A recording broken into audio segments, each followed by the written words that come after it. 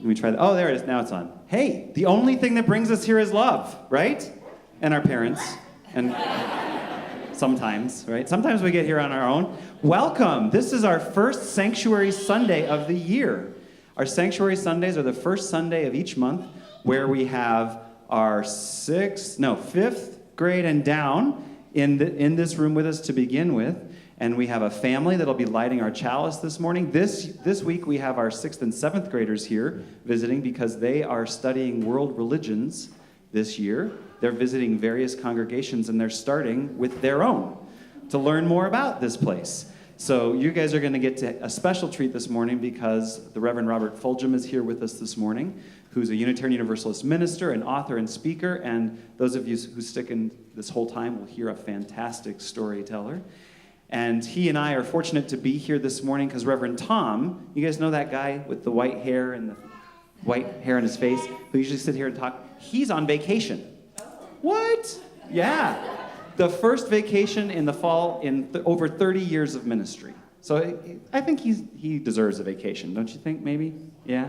But he'll be back in a couple weeks. So Robert Fulghum and I are going to be here this week and next week.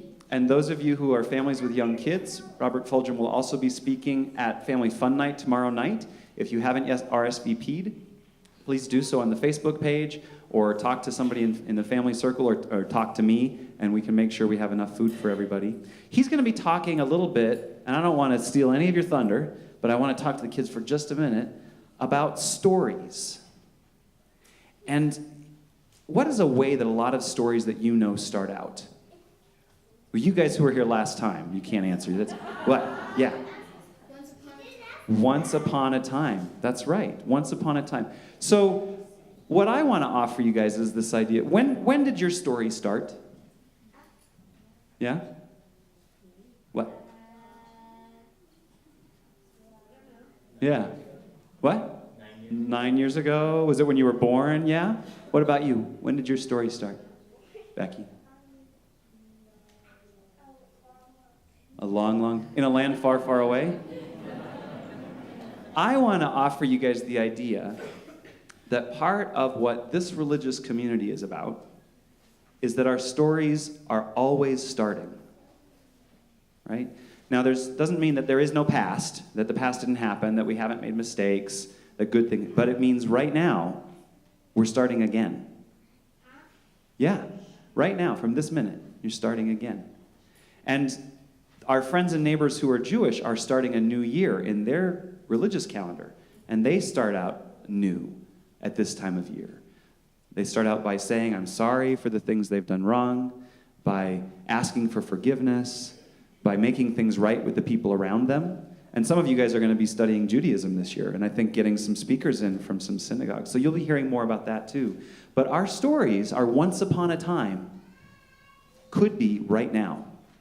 Like this is your once upon a time. So I want to invite you to think about that and talk with your families about that and your friends. What does that mean that it could be once upon a time right now?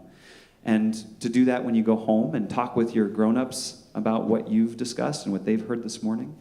And as we continue our service and light our chalice, I have one more thing to say. You guys are going to stay in here through meditation. So just hang out here. The choir's going to sing. No, we're all going to sing. Then we're going to meditate together. Then you're going to go to your classes, okay? So you're going to get nice and comfortable. But I'd like to invite the Jennings family to come up and light our chalice for us this morning.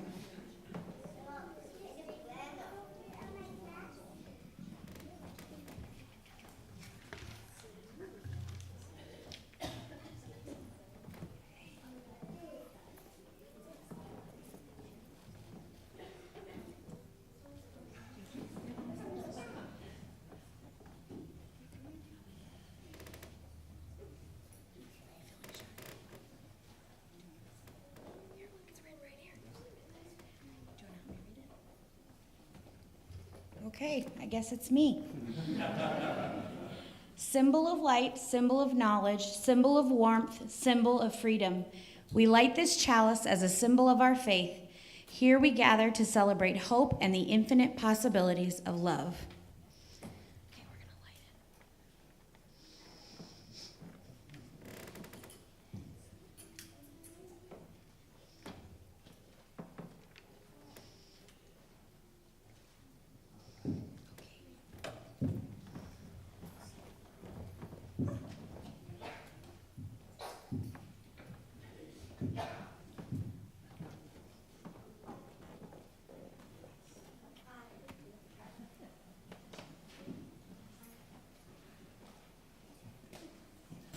So the junior choir is going to sing it through first. We'll go through a couple of verses, a couple of choruses, stuff like that. Watch my right hand.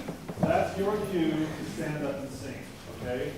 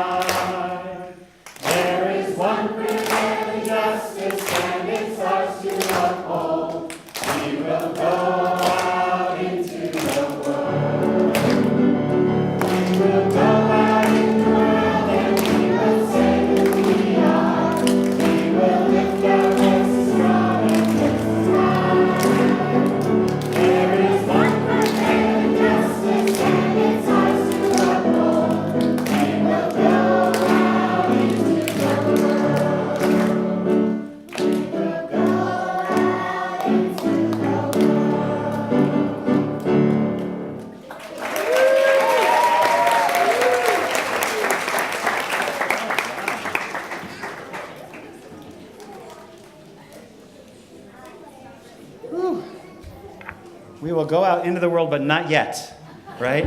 Not yet. Well, unless you have, because you have to sing again. It would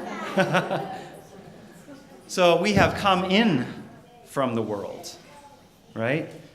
We've come in from the world, and we know we have to go back out into it again, that the idea that we can escape it, even for an hour, is an illusion. Because we come bringing the world with us. It's always inside of us. Our memories, our ideas, our thoughts, our feelings, our worries, they're as close as our breath and our heartbeat. So what I want to invite you guys to do now for the next few minutes is to sit in silence and to notice those things, your breath, your heartbeat, your thoughts, your stories. Close your eyes, if you will, and just pay attention to what it feels like to be here now in your body among these people.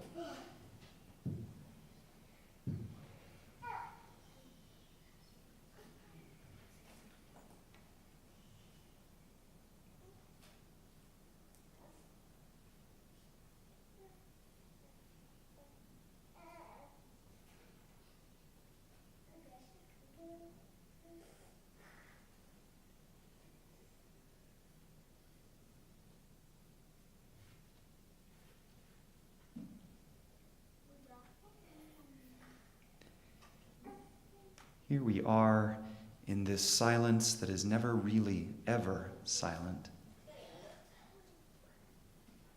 In the stillness that is never really, ever still. Because each moment we breathe and our heart beats, the blood flows and our thoughts race. Even the floor and the benches on which we sit are slowly coming apart, though we cannot feel them.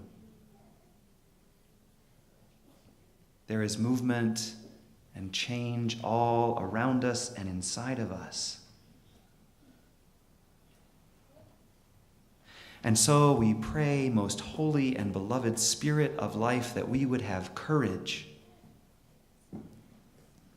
and humility to face the realities of our lives, to remember that we are not our thoughts or our feelings. Help us to better understand our world and ourselves and our stories, so that we may grow love, that we may build the better world of which we dream.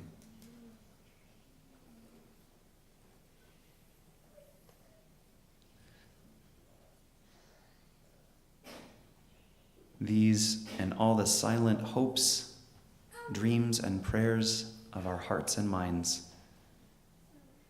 we lift in the name of all that is and all that is holy. Shalom, salam, amen, and blessed be.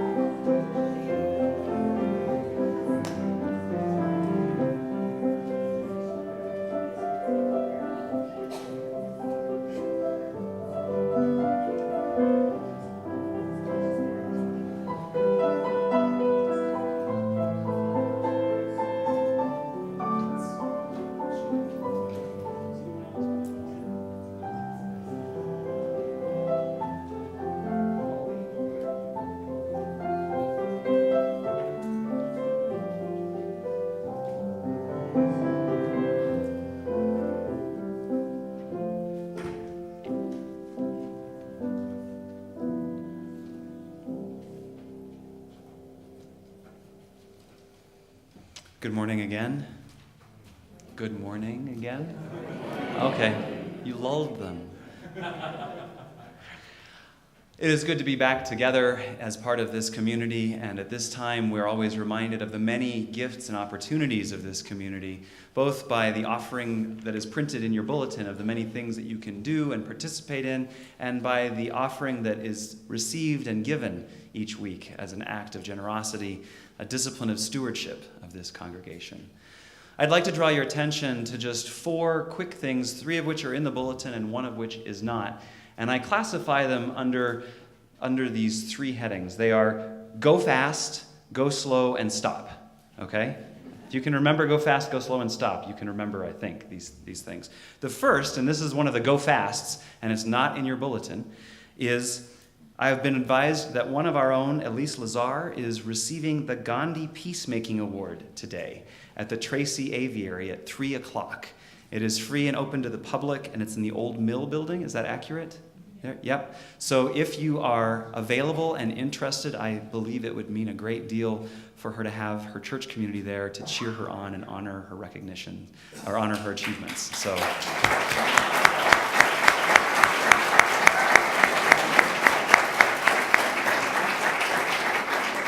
there she is right there.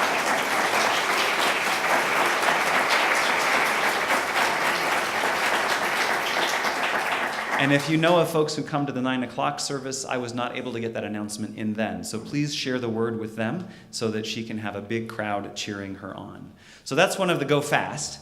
Get there at 3 o'clock. The other go fast is that the Reverend Tom Goldsmith and his wife Mary Toll are leading a Building Your Own Theology class. There are a few slots left, or there were before the 9 o'clock service. So stop by the religious education table to see if you can fit it into your schedule. It's 6 Thursdays starting later this month. And there is a waiting list too. So if you are interested in doing some more intentional work about cultivating and articulating what you believe, this would be a great opportunity. Those are the 2 go fasts. You remember those 2 now. Go slow, literally.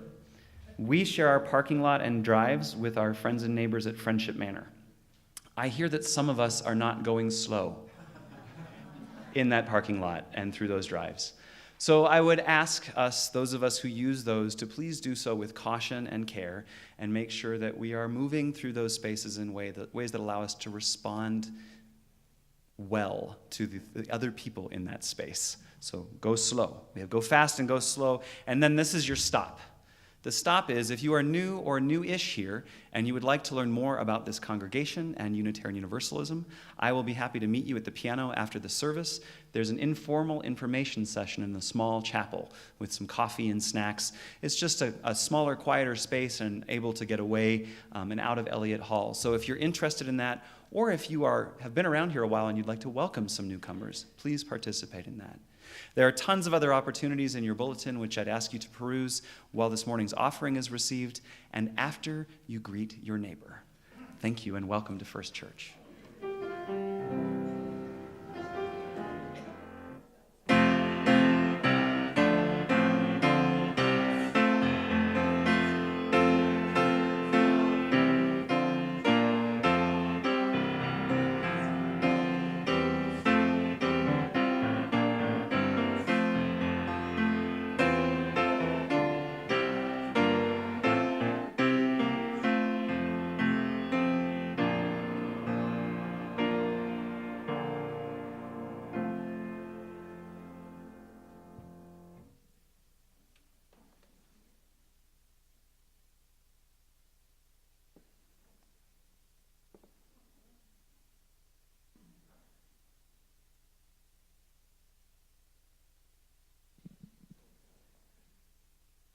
So I'm standing in a railway station in the Czech Republic, and this is at the end of June, and a train comes along, and I get along with a whole bunch of 6th, 7th graders, I guess, 10, 11, 12 years old. They're all on the field trip.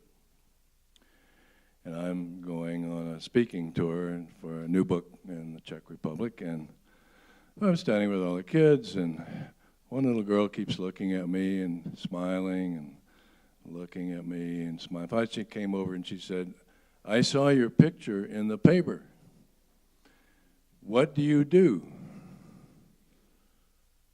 And I don't know how I figured what kind of kid she was, but you can see this, and little kids can be really wicked, you know.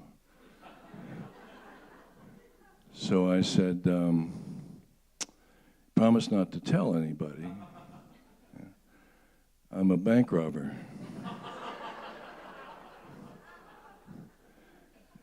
She was very interested. She said, why? And I said, well, haven't you heard that's where all the money is? Oh, so she went directly over to tell her teacher that well, fortunately, as I learned later, the teacher had seen my picture in the paper too and knew what I really did and actually read my books and heard me speak once. So she knew that I was up to some kind of mischief. And so the little girl came over and she said, where are you going? And I said, I'm going to Olamos. And there's a really big bank there. And she said, can I come? And I said, yeah. I said, can you run fast? Yeah. I thought, we're a perfect combination. An old guy with white hair and a little bitty girl who would think that we were coming in to rob the bank. We could pull this off. And she said, yeah. So then she went over and talked to her teacher, and then she came back again. She says, I can't go. I have to go home after school, and if I robbed a bank, they would wonder where I was. And so we didn't pull that off, but we did have a nice discussion. I said, I appreciate your sense of humor and mischief, and we were telling each other a story. And you were making up your part, and I was making up my part. And she said, what do you really do? And I said, I tell stories. And the reason I don't mind saying in the world that I am a storyteller, that I don't preach sermons, I don't give lectures, I just recognize how powerful the stories that we all carry around within us are, and how either on a conscious or unconscious level, they work in our lives lifelong. I want to remind you of a story this morning. I don't have to tell it to you. I just want to remind it that you know it. And just to give you a clue, I will start out. Once upon a time, a long time ago, far away from here, at a time when trees and animals and birds talked to people, and there were wizards and magicians in the land. Wish you could see your faces. Oh, yeah, tell me a story. There was a little girl, and who she was, this is a clue. This is not a jack-o'-lantern. This has to do with who? Cinderella. How many people in this room know the story of Cinderella? You could ask, anybody in the room doesn't know the story of Cinderella? You could ask a bunch of Unitarians if you know a particular Bible verse, and you wouldn't get many hands, but we talk about, and to stand up and do an exegesis of the story of Cinderella, it's like nothing. Anyhow, I want to remind you of that story, and the reason I'm going to remind you of it is because there are many, many versions of that story, and I want to use a particular one as a reference. In my own research for thinking about the power of fairy tales, I found that in every culture and every time in human history, in every language, there is a story that is like Cinderella. It is a story of repressed ability, of someone who is unjustly repressed, a story of someone who doesn't have, but if someone would find them or help them, they could realize their potential. And this is a story that lives in the 21st century here as much as it did in the 5th century when it was first written down. Remind you of the story, there's a little girl, and in this story, the father and the mother and the little girl live happily, apparently, in their home. Mother dies, and so the father is going to remarry. And one of the reasons that this story has this arc over time is that in the early days, when fairy tales were told often, women died in childbirth all the time. It was very common for a child not to be raised by her own mother. And this particular time, people get divorced and remarried, and now you've got the Cinderella story. You've got the wicked stepmother or the wicked stepfather, and you've got the stepsisters or stepbrothers, and This is the world we live in. So anyhow, the little girl's mother died, and in comes the father, marries, and he marries a mother who has 2 children, brings them in. Now the little girl has stepsisters, and they are the ones who name her Cinderella. We don't know what her real name was. We don't know what her father's name was. And the reason this is important is because when you're a child and this story is told to you, you think of it as your story. There's room for you in the story where it doesn't have everybody describe what they look like or what their names were. Could be your story. So you know how the story goes along. The little girl is mistreated. She has to do all the housework. She has to clean up all the mess, dishes, all the rest. Repressed by her wicked stepmother and her ugly, wicked stepsisters. One of the things that I wonder about in this is, where is the dad in this deal? Why wasn't he there to protect his child? Well, I'll come back to that when I review the story a little bit, but it's an interesting thing to keep in your mind. Where was Dad in this deal? Anyhow, there's a king, and the king announces that he wants to find a wife for his son, the prince, and the princess, so he would throw 3 balls. And all the young women of the kingdom are invited to come and dance so that the prince can make his choice. Well, as you remember, the stepsisters were prepared by their stepmother and sent off to the ball, but certainly not Cinderella. She was called that because she was covered with ashes and dirt and from doing all the work, and she wasn't very attractive. And, of course, she wouldn't be able to go. Well, then comes the clinker to the story. The fairy godmother shows up. Now, in one version, birds show up, but this one, my version that I'll stay with, is the fairy godmother comes, a person, a mentor, an advisor with magic. And she says to Cinderella, you deserve, because you're a good person and you work so hard and you've been repressed and whatnot, we can go to the ball. How can she go? Well, bam, she's got the most beautiful dress. You know, Dior would be jealous of this dress that the fairy godmother produces. Boom, she's got a complete makeover, complete hairdo, lipstick, the whole thing. And to top it off, glass slippers.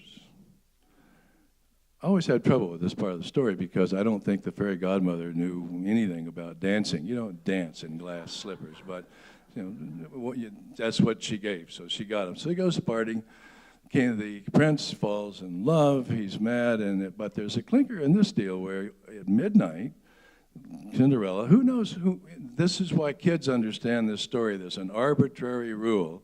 A grown-up says, at midnight, the party's over, you got to run for it, or you'll be sorry. No kid ever says, why? This doesn't make any sense. Parties go on. No.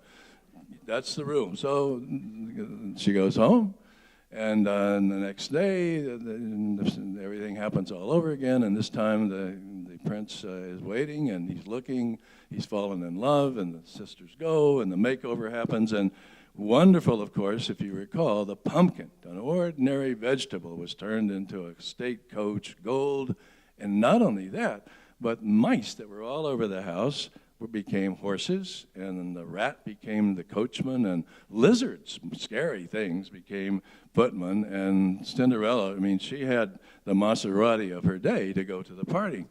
And when midnight came, an unfortunate or fortunate thing had happened to Cinderella. She had fallen in love and forgot the time. This goes with falling in love, right? Timeless. And at midnight, all of a sudden, she realized her coach was turning back into a pumpkin, and the mice and all the rest, and so she ran for it. And as she ran down the stairs, she left behind the glass slipper.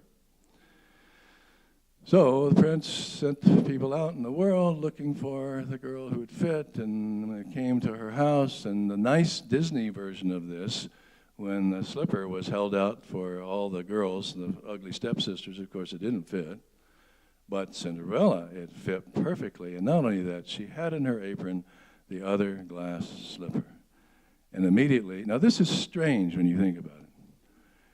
All you can think of is the prince had a foot fetish and was really involved with women with shoes. He didn't talk about, you don't need shoes, babe, you just come with me. No, you the glass slippers which can't be danced in, you're my girl. It's a little strange, but nevertheless, kids never ask about this. Special shoes, okay.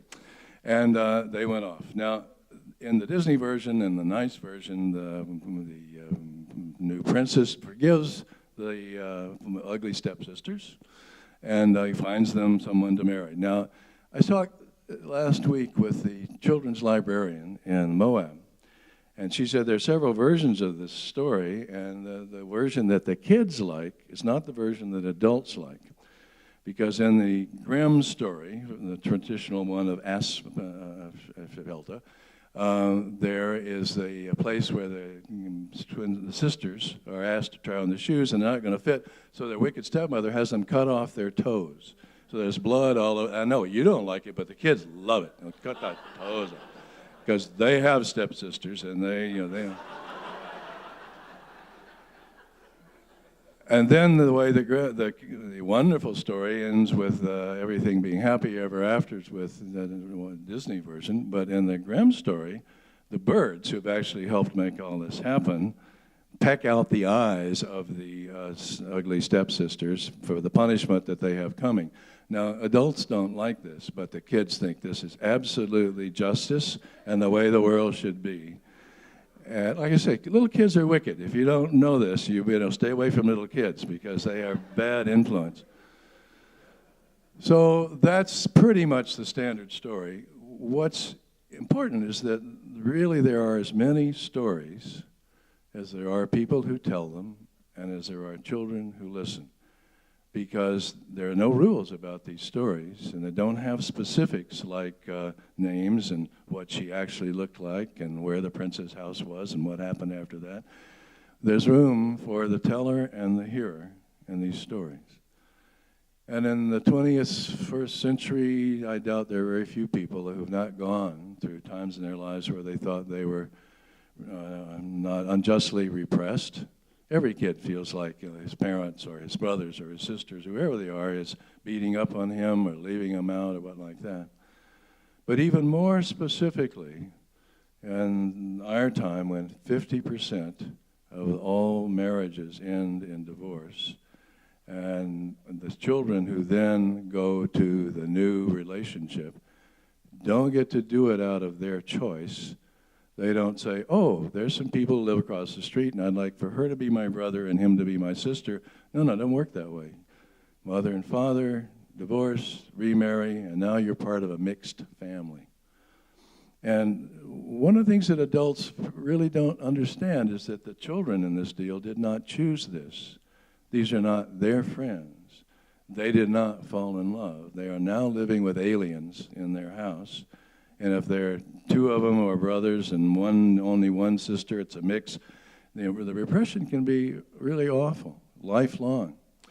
I taught drawing and painting for many years in high school in Seattle, with a big studio like that. We had big white, like this room, and we had big white walls. And the rule was that the students could put anything on the wall that they wanted, as long as it didn't attack or assault somebody else. And I came in one afternoon, and most of the wall had been painted over with a whole panorama called Stepfather Hell.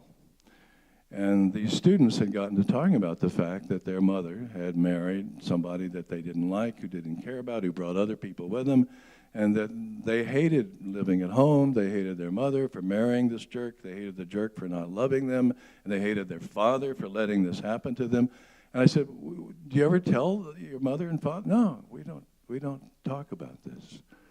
It's a fait accompli. You have to live with it and grow up.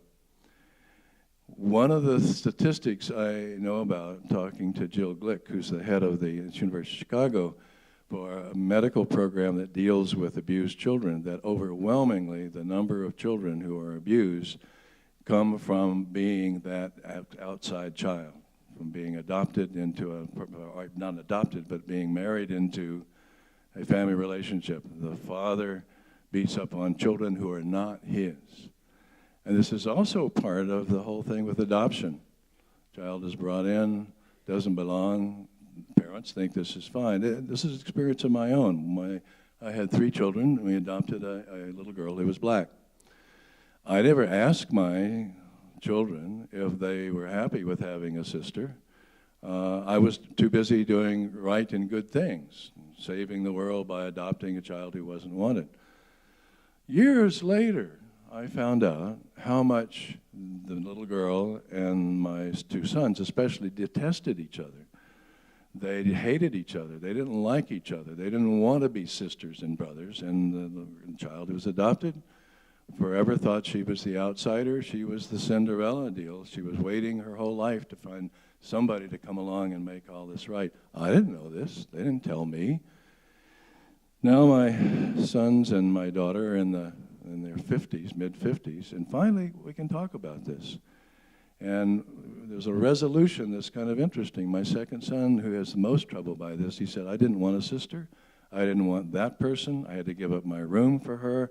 I hated her and hated you. And I thought it was all because of my being inadequate. And I said, let me let you off the hook. I take responsibility for this, for being insensitive about it. And you do not have to go the rest of your life feeling guilty that you didn't make this woman your sister. You're not obligated, and neither is she. And oddly enough, because of that, talking to her as well as him, things have gotten peaceful between them in the sense of they don't have to be forced to think of each other in a particular way. This is Cinderella stuff. This is, we lay this on kids without ever really knowing how it's going to be. The thought that so much child abuse comes from the step-parent beating up on the child that's not genetically theirs really shocked me, but the statistics are overwhelming. So this story of Cinderella is not kid stuff. These are, in the world of transactional analysis and post-Freudian psychiatry and psychoanalysis, these are the scripts that people live out and somehow sort out in their life. Interestingly enough, I have the theory that if you feel that you are repressed and you are left out and you're homeless and helpless and all the rest, and that there will never be any hope for you, you might be inclined to support our current national fairy godfather on offer, which is Donald Trump. Think about it. He's promising magic to people who are hopeless, helpless, and stuck. And he's saying, well, for me, and I will. It's an interesting thought, how he appeals to that old adage of it's hopeless, so I need magic. I need a fairy godfather, and he's offered to be one.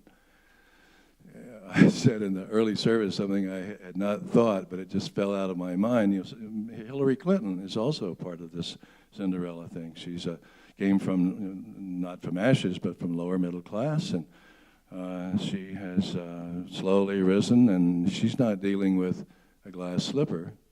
She's dealing with a glass ceiling, but glass is involved.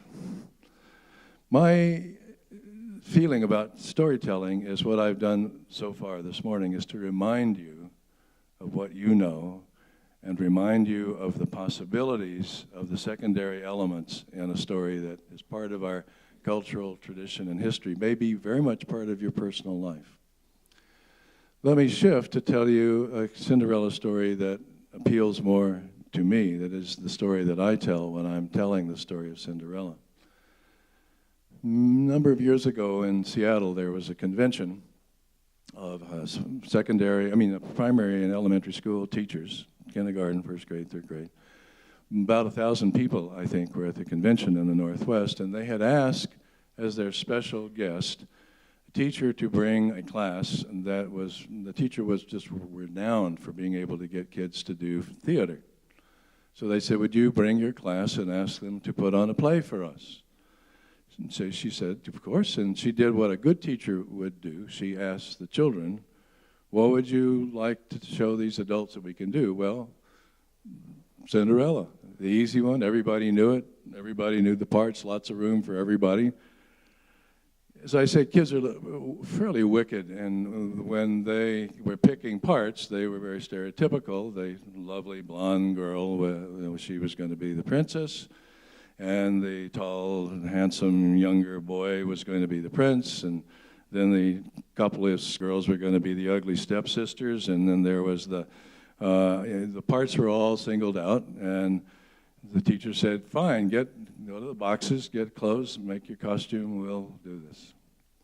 So everybody's busy, and she looks, sitting on the floor, there's one kid left over. Norman is his name. Norman is different. Norman is a bit of an outsider in that he doesn't run with the rest of the kids. He doesn't do what they do. He's not an outcast. He can take care of himself, but he's always thinking.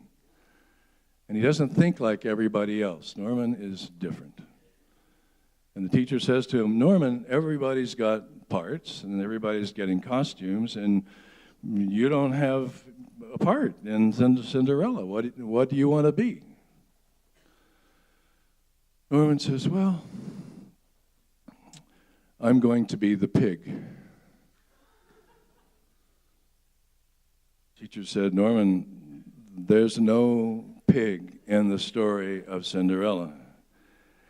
Norman said, well, there is now. Oh, the teacher said to him, okay, Norman, you work it out, and you get a costume, and we'll see what you do with it. So they had the first big rehearsal, and Norman shows up in pink long underwear. He had a corkscrew tail made out of pipe cleaners, and he had a Dixie cup for a nose, and the teacher did have to admit that he looked quite piggy, actually. And Norman had decided that he, Norman, was Cinderella's personal pig. And where she went, he went. So that wherever Cinderella was on the stage and in the play, Norman was this sort of presence alongside Cinderella, reflecting on his face what was going on in the story. So that when things looked hopeful, Norman was really elated, and when things were beginning to look bad, he began to really look worried and troubled. And he added a certain kind of intense Greek tragedy chorus to the whole story of Cinderella. So comes the big performance, hall full of, remember, these are teachers of kindergarten, first grade, third grade, elementary school. So they did the show, and they were as surprised as you might be to see this thing in a pink suit come out with a Dixie cup on its nose and this deal. And what the teacher had not expected is that when the story really worked out okay, Norman had jumped to his back feet and danced around, overjoyed that it had a happy ending, and he barked like a pig. And dancing around. And the teacher said, Norman, pigs don't dance and bark like a dog. And Norman said, well, this one does. And so, the big performance, Norman looked so worried along toward the end, sitting by Cinderella, thinking that he looked absolutely tragic, that people who knew how the story was supposed to end began to think, this time it's not going to work out. I mean, look at the face on the pig. And then at the end, when this particular version of it, everybody lived happily ever after, and the prince and the princess strode away, Norman finally broke his silence, and in front of 1,000 people, got to his back feet in his pink long underwear, danced around the stage, overjoyed, barking like a pig. The teachers had to admit they had never seen anything like it in their life. But there were tears in the eyes of the teachers because they knew that the real Cinderella in this deal was not the pretty tall girl in the pretty dress, but it was Norman, the dancing, barking pig, who had by his yearning transformed himself and found a place in the play for just who he was. And the teachers also knew that the real fairy godmother was not the little girl with a stick with a star on it who had helped Cinderella's pumpkin become a coach. The real fairy godmother was the teacher who was peeking out from behind the curtain, having given her class all the credit. Mentor, inspirer, acceptor. She had done what a real fairy godmother does. She had seen Norman for the unique human being he was and allowed him to transform himself and the play into something remarkable. The story of the play got quite a reputation. People would call up and the teacher and say, well, we've got a PTA meeting over here and we hear you've got a dynamite version of Cinderella. Would you mind bringing the class and doing it? And she'd say, well, there's something you need to know, is that the star of the show is a barking, dancing pig. And people would say, there's no barking, dancing pig in the story of Cinderella, and the teacher would say, there is now. That has a happy ending in the sense of Norman knew who he was and he went for it. And not only did he have a notion of wanting to be part of the play with who and what he was and adding his imagination to it, but also he trusted the teacher, the mentor. I suspect that this room has all the parts in the play in it. All of you have at one time or another perhaps felt like Cinderella for various reasons in your own life. All of you have perhaps had the courage to get on your own back legs and go for joy and to acknowledge who you were, and somebody affirmed that. All of you have had at least the opportunity, and I would imagine that many of you have had the power to be the fairy godmother, to say, I see you. You deserve better than you have. Let me help you become what you need and want to be. We're all part of that story. And I said in the first service that in many ways Hillary Clinton is a barking, dancing pig, and then I thought maybe that's not what I should say. But nevertheless, someone who said, this is who I am and I will go for it. And there are people who've said to her, come on, you'll have an amazing part in the play. The story of Cinderella is universal because it's about human aspiration. It's about human yearning to realize our possibilities and to know that we all get in each other's way from time to time, but that if you reach for what's inside you, and if you trust those who will mentor and support you, sometimes life turns out to be pretty fine.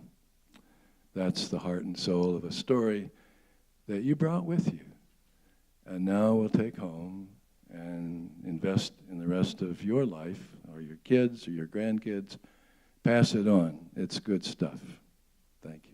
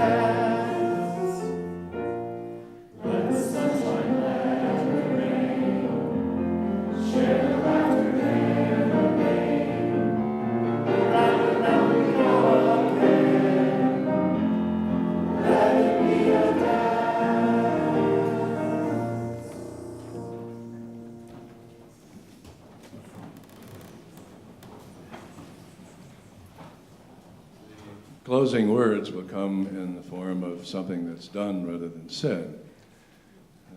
The hymn we just sang would introduce you to that. A number of years ago, I wrote a lot about dancing because I do a lot of dancing, and a member of this congregation who choreographs dancing, Martha, raise your hand, choreographs dances for Scottish country dancing. And she said to David, we actually put together a dance called Fulghum's Frolic a number of years ago, and we would like to come and dance. This is not my doing. I didn't know this was happening, as much a surprise to me as it was to you. But they worked it out so that this morning we're going to have a group of members of the congregation dance Fulghum's Frolic, a Scottish country dance. In honor of that occasion, you'll notice I'm carrying this shawl, or scarf. I actually have a kilt made out of this. This is the tartan that Scottish Presbyterian clergy wear to identify them as clergymen, not as a member of a particular clan. And so I didn't wear my kilt, it was just a little bit over the top, but I did bring this, and I am giving it to Tom Goldsmith. It pleases me to know that a New York Unitarian Jew will wear this, and there's a sword that goes with it as well, so be prepared. So as I haven't been involved in a Unitarian congregation that had dance in the sanctuary since the 60s, when we went a little crazy with this. And one Sunday there was a ballet group that did a whole thing of the celebration of the fecundity of life, and halfway through it they took their tops off. And I was hoping this morning that we might have some real excitement, but they're keeping their clothes on. So anyhow, come and dance for us is the final word on the occasion.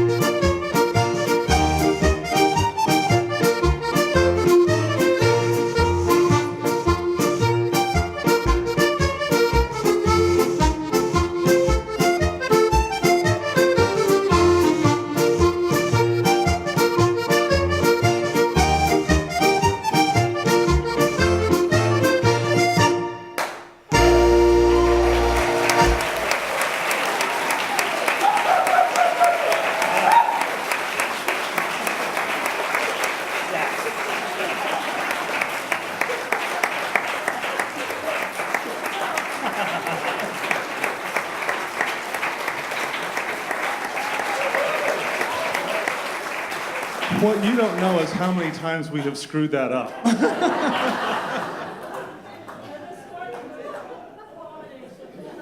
No, you didn't. You couldn't have screwed it up because of the joy on your faces and the foolishness that when you did screw up, you just kept right on going.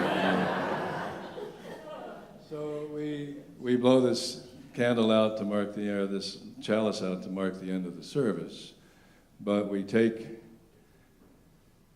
fire with us in the form of joy and in the form of laughter and in the form of hope that we either are Cinderellas or we know how to help other people be one. Join us for coffee, would you?